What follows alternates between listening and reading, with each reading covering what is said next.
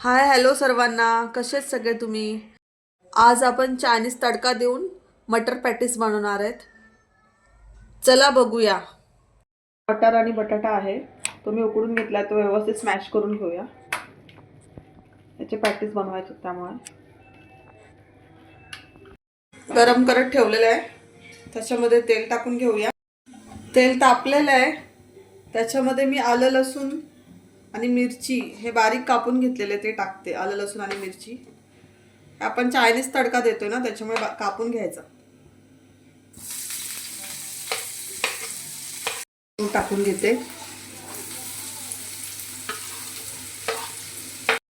कोथिंबीर टाकून घेते. मीठ घालायचं. सोया सॉस वगैरे मी टाकणार आहे ना, त्याच्यामध्ये मीठ असतं म्हणून थोडंसं टाकते. सोया सॉस थोडासा टाकून घ्यायची.